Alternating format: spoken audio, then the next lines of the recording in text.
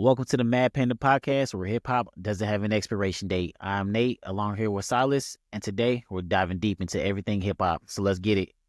And as usual, if you like what you're hearing, please like, subscribe, and share so that we can keep building and help this thing grow. Hope you guys have been enjoying everything we've been talking about Yeah. recently. We're enjoying it. Enjoying it. Yeah, still in there. Today we're going to do, I don't know if it's going to be a long one, short one, but we wanted to talk about a recent album, Balloonerism by Mac Miller. Yes, indeed. I think as I was telling Nate earlier, there was a time where I listened to a little bit of his stuff and was not impressed in any way at the time. I couldn't even tell you what album it was, so I never really got into him. And in fact, later it was like, all I knew of him was that he was, what's her name's boyfriend? Ariana. Yeah, that was like all I knew. And at that point, it's like, okay, you're just a pop star, so I don't really care. So I didn't even bother to check it out. But yeah, last week when they got here, before we recorded one of our last episodes, he got going on that album and tell me how good it was, and so I promised him I would listen to it. So I did, and we're gonna talk about it today. Okay. So I don't know if you want to start with kind of your impression of it. All right. Yes. Get everybody excited, and then we'll come with mine. Okay. So if you guys know Mac Miller, you know this album. I'm just gonna say what this album was in general. This album was his posthumous album, his second posthumous album. And this is an album that he had made from the era of 2013 to 2014, right before his Faces mixtape that dropped. And I believe this album was supposed to be Faces. However, I think his record label might have said this was too weird or like just too experimental for it to ever drop. So he kept pushing it back. But he kept pushing it back. And but now we have Balloonerism, and for me personally, being a Mac Miller fan, it was something that it was a great send off for Mac Miller, because the songs that's in it is very experimental. You could see where he was trying to go with it. You know, there's elements of funk a little bit. Well, I won't say funk, but there's definitely like jazz. Thundercat is all over this album.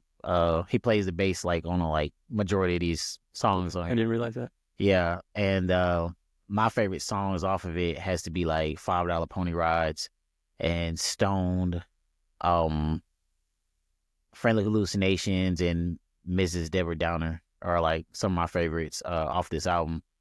But when we get a little towards the end of the album, it does get a lot of like very experimental, and you know, it kind of, if you're not a Mac Miller fan, you kind of will probably be thrown off by it, because it's a lot of aimless drums and stuff like that. It kind of goes all like, you know, it don't have like a pattern to it as like a traditional, like, I guess, song will have. It kind of go a little aimlessly. Yeah. And another credit to Mac Miller that he played the drums on the songs. Yeah.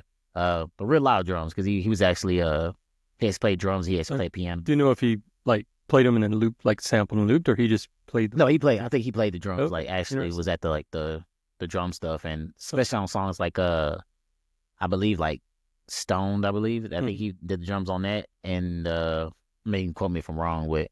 And I know he played some of the keys off of like Rick's piano and stuff like that. And I love this album. It's not one of my favorite Mac Miller albums. You know, it's definitely a good album to remember him by and remember his spirit, I guess you could say, because he was always a funny guy, which you kind of get in some of the sections of the song, or some sections out of the album. Yeah. And you know, he has his little hilarious moments, and with his even his alter ego Delusional Thomas, he has a song on there called Transformation. Oh, okay. And it's kind of like, it's like a high pitch. So because it said featuring Delusional Thomas. Yeah, that's him. That's him. Yeah, that's him. I didn't realize that. It's an alter ego that he has. It's supposed to be like some kind of like murder. Does it show up on other? That's like Slim Shady, basically. Yeah, pretty much. Okay. But he shows up on other albums. Yeah, he shows up on other albums, stuff like that. And this one wasn't really too. I wasn't really too stoked about. I mean, I was just glad to hear Delusional Thomas again. Okay. Just because that's his most I guess you could say immature bars. Oh, you get, you know what I'm saying? stupid stuff. Yeah, Okay. yeah. So it's just kind of hilarious. Okay. But yeah, I give this album if I rated it at a 9 out of 10. I mean, not a 9 out of 10. I'd probably get like a 8 out of 10. Um, just on the fact of those songs I was talking about. You Yep. know, the message in them was it's not really saying because and I mean the message is pretty much like him. To me, it was very much about addiction. Yeah, yeah, yeah. Pretty much the whole album, it seemed like that was a very common, and I believe he died of an overdose, right? Yeah, he died of Yeah. overdose. So That was the thing with Mac. He was always trying to fight that battle, and you could tell in his music that he didn't know how to like help himself. yeah, So that's what that I definitely got was. that vibe from this album. So Yeah, um, and it yeah, was because it's like it's not like he's like glorifying it. It's like it's yeah, like, oh, I love doing this. It's like I can't help but to do yeah, this. Yeah, this is like the thing that is curing me right now, yeah. and that's kind of what happened. But go in and tell me what you think about the. Um, I didn't hate the album. Actually, there are a few songs I actually really like. Um, this being my only real introduction to Mac Miller, one of my first thoughts was, he's good, but why is he so popular? Like, Oh, okay. to me, it was like good, but not great. Yeah. I liked a lot of his lyrics. I wouldn't call him a lyricist in any way, Mm-hmm. but he was very like introspective, which I liked. Yeah. So it wasn't like these real complex rhymes, but they were actually trying to say something, Yeah. and that's where a lot of it you could tell was him struggling with his demons. Mm-hmm. Um, the and I wish I'd made some notes other than I put down the 4 songs that. No, he good. Yeah. So if you guys know, like I put music on my phone, and if I like an album, the album stays there. If not, I basically will keep the songs that I like. Yeah. Um, So so the 4 that I kept was "Do You Have a Destination," which I okay. think that was like the 3rd track.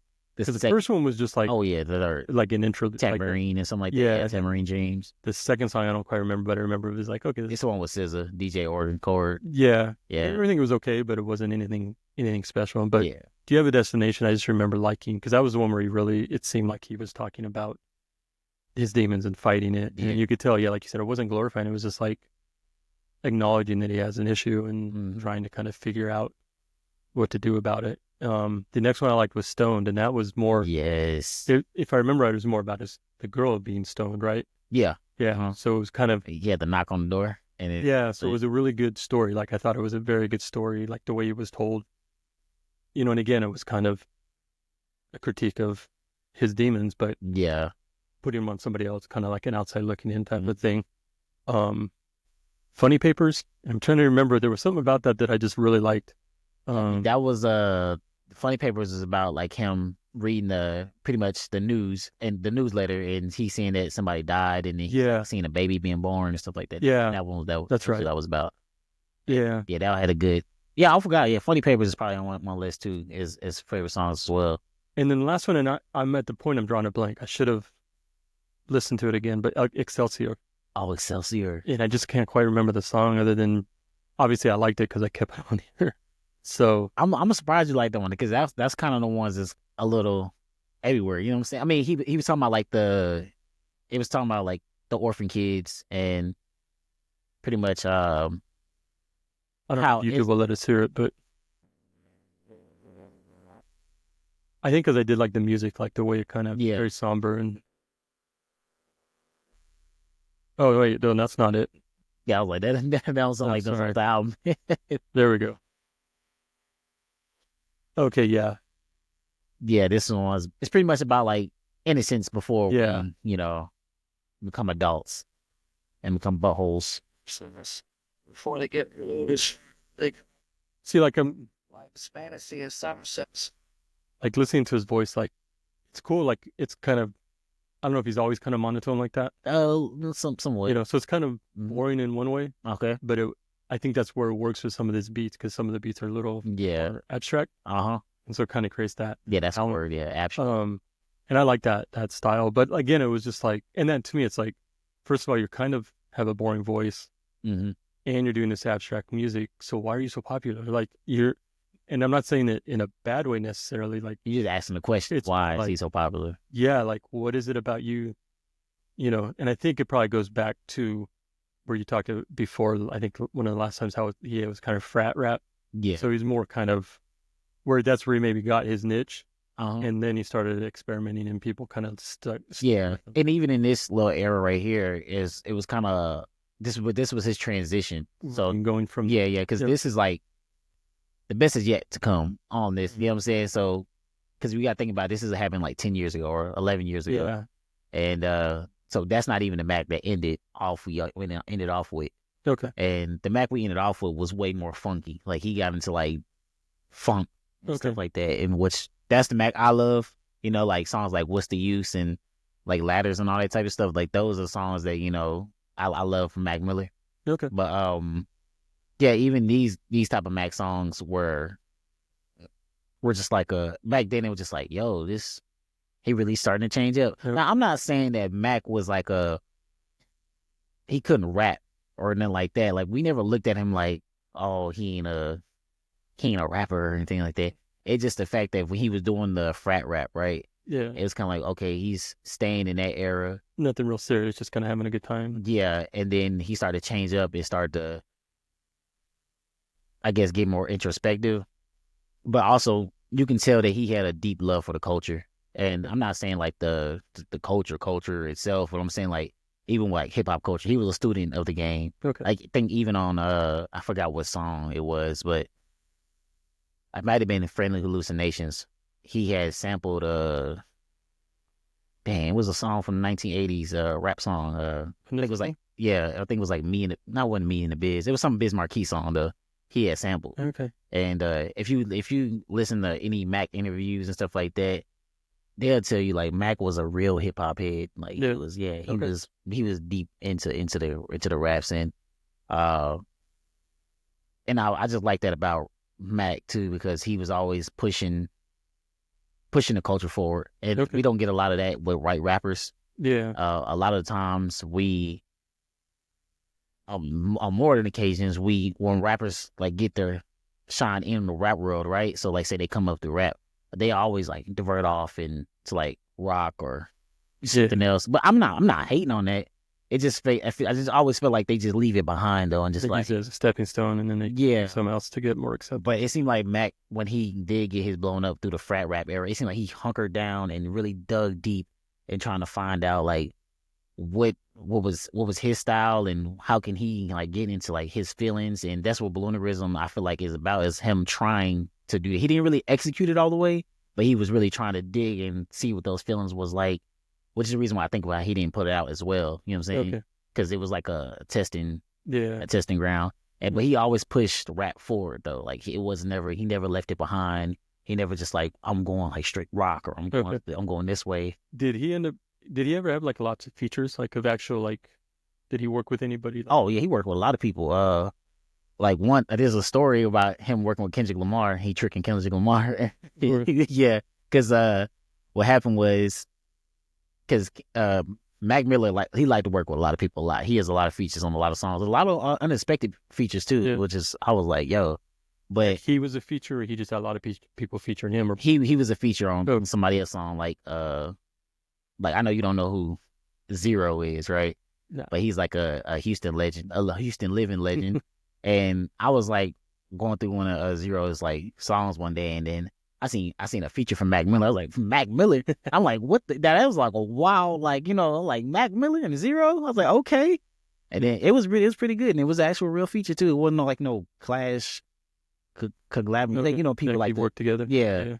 So yeah, but the one with Kendrick Lamar, I guess Kendrick Lamar was coming to his studio to like do like I guess just to come and chill or something like that, or come and hang out, because I believe Mac Miller, no, Kendrick Lamar opened for Mac Miller. Oh, okay. Yeah. So like they kind of stayed in touch and stuff like that.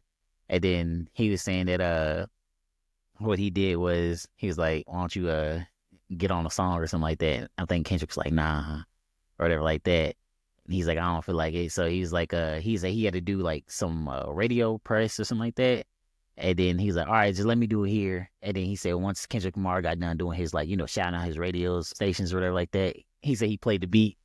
Why Kendrick still had the headphones on? Oh, and he just started rapping. Yeah, and he started getting in his mode or whatever like that, and that's how we got the Kendrick feature. But they worked twice though. Like he has two Kendrick features, Okay. and both of them are incredible. Oh yeah, anytime I mean, even if you look on like on the Balloonerism or anything about Mac Miller in his comment sections is so like pure. Yeah. Like people are not hating on there. They just love him, and That's what's been like, because like I said, my vision of him was just kind of a pop star. He was hanging out in that world. yeah, I didn't really think much of it, you know. But after listening to this, I'm interested, so I'm gonna check out.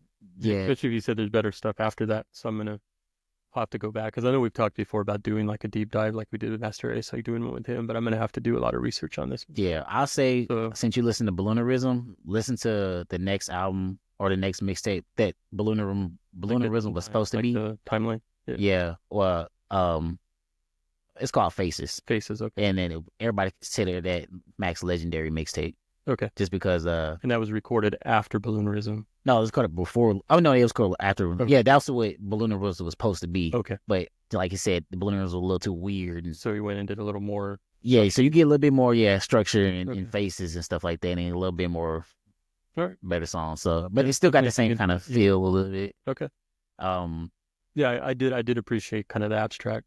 Some was a little like didn't quite work for me, yeah, but other stuff like really worked, and like those 4 songs really stood out. So yeah, that's so I'm gonna have to crazy. like listen to him more. But yeah, I'll definitely dig into some of his other stuff. So yeah, Yeah, Mac was a genuine soul. Yeah, that's what everybody would say too. He was a genuine soul. He was a funny guy too. Yeah. In his interviews, he just always had people laughing and stuff like that. So, all right, yeah. So I mean, if y'all haven't listened to Balloonerism yet, go check it out. I'd recommend it. Yeah, That I believe it was incredible. I would say the best posthumous album that I heard because I listened to a couple of them. of his or other people. No, of other people's. And Okay. Yeah, I wasn't too impressed. yeah. A lot of them aren't very impressive.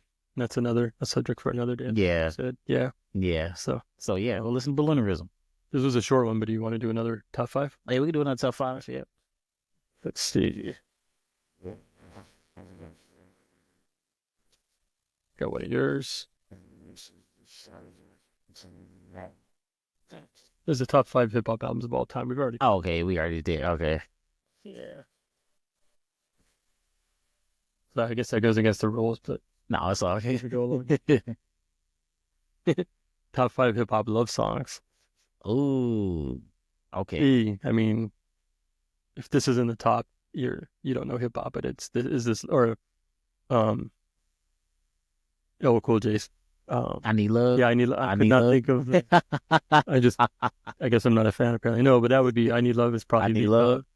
like Yeah. hip hop love song. Okay. Fine. I mean, yeah, it's still around. You know what I'm saying? Still to this day. Yeah. It never died off too. Well, that was like 80, That was 1980. early mid 80s. Yeah. Like 85, 86. Well, sometimes I stare in my womb, or something like something like that, right? The next one that comes to mind would be Method Man and Mary J. You're All That I Need. Oh, that one is hard. That one is hard. Yes. Yeah. Oh my God. I was never been a huge fan of like R&B hip hop collaborations, Yeah. but that song is just perfect. Like that's a perfect song. Jeez, damn, Take I wish I my- would thought about that one. Man, that one right there is incredible. Yeah. Dang. I'm drawing a blank on most of these. Let's see. I know there's other ones out there. Trying to think of. Oh, What in the world? Best love. Well, it's love hip hop. this one? I think when I wrote love song, it was like romantic love. But if you want just love, you could say "Dear Mama" from Tupac. Yeah, About love of your mama. So it's kind of Yeah. adjacent to the topic, I guess. But we could throw that one in there. yeah, we can throw that one in there. Yeah. I haven't named none of these yet. And if we're not specifically romantic love, but just love, I used to love her from Common about hip hop. Okay, So yeah, because that was about yeah, his love love for hip hop. music. Yeah. Yeah. Let's see. Oh, dang, what in the world? I know there's a bunch. I guarantee you, Atmosphere has some. because they were kind of emo at some point, but I can't think any off the top of my head. Makiba by AC Alone. That's off of Book of Human Land. No, that's off All Balls Don't Bounce. That was a kind of a love song. Okay. Yeah, I haven't heard that one. Yeah, you should check that out. It's got one of my favorite beats of all time too. Okay. Yeah, produced by Mumbles. But yeah, that's a cool song. Jesus. Let's see. I know there's more out there. That was a ton out there. Just Yeah. I can't grab them from my head right now.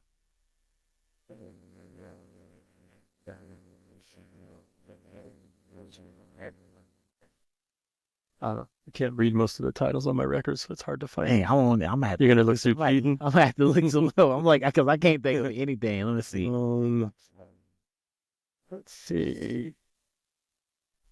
Brother Ali has some that are more just kind of general, like not necessarily romantic love, but love of just life and culture and stuff. And I can't think of the titles of them off the top of my head, but I know he's got some. Let's see. What about Bonita Applebum? Is that a love song or is that more just like a lust song? I think that's lust. Yeah. I think that's very lust. Okay. Yeah. I always say the common delight. So, okay. I need What was the first the one? light common. The light. Yeah. I'd have to, I can't I know the song, but I don't remember. It's where Erykah Badu. Yeah. Dang, it had on here Method Man and Mary J. Blige. Yeah. See, I knew it. Oh, yeah. Bon Appetit? Yeah. Who's that? Bottom. Oh, Bonita Applebum. Bonita Applebottom. Like I said, I think that's more like a lustful song. Yeah. That song, but although it does say, "Do I love you? Do I lust for you?" So it's kind of a both. Like, yeah, it's like a. Yeah, we'll count that one. Got me. You got the me. Roots, featuring Erykah Badu. That's I love the drums on that song. Yeah, it's kind of an offbeat drum. "Do It for Love" by Tupac. I don't remember that one. Ja Rule and Ashanti, "Always on Time." Yeah, but I hate Ja Rule. So. Yeah, I'm a big Ja Rule fan too, but that's one right there. Song. Yeah, it's a pretty catchy song. Okay, I would like it without him. Just have Asante on there. "Prototype" by Outkast. I don't know that one off the top of my head. Yeah. But these not. I mean, even with these, they're not even like all that. There's really, like there's very few that are like, "I need love." Yeah, like, there's very few that are just straight. Yeah, and even "You're All That I Need." There's very few songs that are that. Yeah, I know there's more out there. It's just not a ton of them that I can think of. I mean, if I had to say like Drake, because like that's like, at least in my life, that's who's been dominating like the love space too. Yeah, is Drake. I told you without being R&B. I told you my office here is a Drake free zone. Yeah, but I had grew up on him, so it's I really do on Drake, but he does have those songs where like like "Best I Ever Had," "Take Care" with the Rihanna. I mean, that. I mean, you might have heard. Those are all pop songs. Yeah, all pop songs. Yeah, like hold was going. Yeah, that's a pop song. That's pop. Marvin's Room though was joint. That one was that was a good one. Yeah, it was him. Okay. Let me see. Teenage Fever.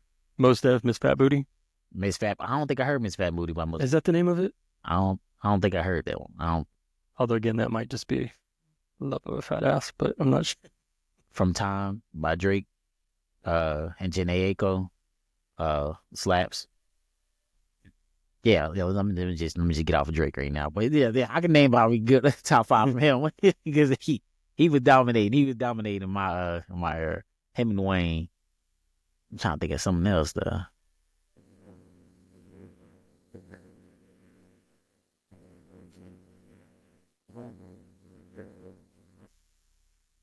Yeah, Miss Fat Booty. I don't know if that's a love song. It's been a long time since I've heard that one. It just popped into my head. I'm trying to think of. Yeah. All right. Got to come up with one more.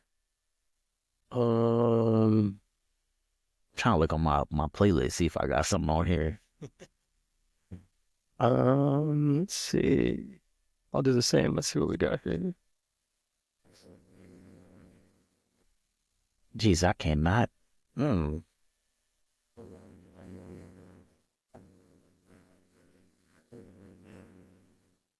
I know man. I know when people watch this, they probably screaming at their I know they're yelling. phones right now. Like, What about this one? What about that one? all right, it's different when it's on the spot, guys. I'm telling you. Yeah, because we don't. That's why I pull them out the hat. It's supposed to be on the just from the top of our head. But I'm old, so I can't remember things. Shit. I I just can't remember things. I can't. Yeah, you used to be remembering all these things. I just can't remember in general right now. I want to say 50 Cent's Best Friend. That was my joint too. Can I be your best friend? I want you around all the time. Yeah, that joint was hot back then. I'm not. I was never a big 50 Cent fan. So Oh yeah, yeah, I don't know. Let's see. 50 Cent was everything. Like when I was like, Yeah, I think before the age of 10, before I hit double digits. Yeah, 50 Cent was the man. I'm telling you. trying to remember. There's a Bahamadia song. I don't know if it's Spontaneity. If that one was a love song. Can't remember for sure off the top of my head. Because there's a lot of these that coming up are just like R&Bs, but it's Yeah. pop. Yeah. Oh, I just found one on my playlist. You might not heard it, but it's J. Cole and Miguel. All I Want Is You. That joint slaps right there. You gotta check that one out. If you ain't heard it already. I haven't. Similac Child by Black Sheep. Oh, Basically kind of a ode to a all natural woman, like Similac Child, like okay. yeah. So that would be one. That could be one. Well, that's a good way to put it too. Similar Child. Yeah. No, there's the opposite here. There's another song about Black Sheep is what I love. It's called Strobe Light Honey. What's that? What's that? It's like the strobe light's going and she looks good, and then you get her that's the light. It's like Oh, he's like talking to her, and then the light hits, and he's like, oh, I thought you were somebody else, and he turns to walk. yeah. Yeah, that's actually so it's not necessarily a love song, but that's a funny song. Like I mean, I don't know why that made me think about this, but Jay-Z and not Jay-Z and Kanye, Kanye West and Jamie Foxx. Gold Digger. No. She said she wants some Marvin Gaye, some Luther Vandross. Oh yeah, Anita. So what's that song? Said this part off right? I'm not sure. We just watched Jamie Foxx's special, and he sings part of that. Oh yeah. But that one right there was good All right. too. I'm usually a Kanye free zone, but I'll let that one slide. So, yeah. Yeah, we got a discussion on Kanye too. Eh, I like Kanye. I'm a Kanye. I ain't gonna say I'm a Kanye super fan and then like they're a fan, but there's parts I love about Kanye. There's parts I love about him. like I'll say this and then we'll end it because I'll make people mad. But he's a decent producer, but a mediocre MC, Okay. but a excellent entertainer. Yeah, he is this. Yeah. And his ego is so undeserved. Like you're not, in my opinion, he's not a genius. In my opinion, he's talented, but he's not a genius. They don't think he's a genius. Yeah. I always say Texas is like the Kanye of states. It thinks it's great, but it really isn't. Oh man. Man. But that's I'm another from story. Texas too. I- So But yeah, that's a whole nother subject. Yeah. yeah. I mean, well, I'm gonna say this too. Just with that, the thing I like about Kanye is he had one interview. He was saying that because people was talking about like situation like he always thinks that so highly of himself, right? And this is when he was saying this is around the time when he was saying that he's a god. Yeah. And if y'all can remember that interview, y'all can pull it up. But he was saying, which kind of turned the tables on everything. Was he was like, if I was a nigga, or if I was a pimp, or if I was a gangster, he said, oh, y'all don't got no problem with me saying that to myself, right? But he said, if I start thinking highly of myself, like I'm a god, he's like, oh, who do you think you is? He said, I just told you who I was, a god. That kind of went through me. Yeah, that kind of because it puts a light on just like the mental health of things too, and like seeing yourself in a way to where like if you say things like you are God, you're gonna be looking, or like you are greatest of all time, you're gonna be looking kind of crazy. But when you get those stigmas of I'm Yeah. a pimp, I'm a gangster, I'm a this, you know what I'm saying? And Yeah, I get what you feel me? What I'm saying? I get what he's saying, but you have like when Brand Nubians said they were gods, it was like, okay, you're godlike. When Kanye says I'm God, he really thinks he's a god. No, like So there's like splitting water, yeah, stuff like that. at least that's the vibe I would get. So that would be the difference to me. You're not just saying that you're godlike. You actually think you are. God, And that's where it kind of is like, okay, no, no, you you're a little nutty, dude. You're like, and like I said, I don't think the talent equals genius. his in my okay, opinion. yeah, Like I said, he's talented. He's done some good stuff. The beat and his chorus on the corner by Common is probably one of my top 10 favorite beats. yeah, And that song is a really good song. yeah, And that's his, and Through the Wire was pretty dope. And there's a few other things, but overall to me, he's an entertainer who's a decent producer and a mediocre rapper. yeah, okay, And yeah. that's not to say he's, I mean, this day and age, all you have to be is a mediocre rapper and you can sell a ton of records anyway. So he's probably ahead of that pack, but he's not. He's above. You say he's above average, pretty much. Maybe, yeah, but he's not anything special either. So there's so many other rappers and producers I think that do better stuff. Yeah. Okay. In my opinion, again. Yeah. I think I've said this before. I don't consider myself like the Pope of hip hop, so it's not like I'm laying down. Yeah. No. Law. This is just my opinion. So take it for what it's worth. Yeah. Yeah.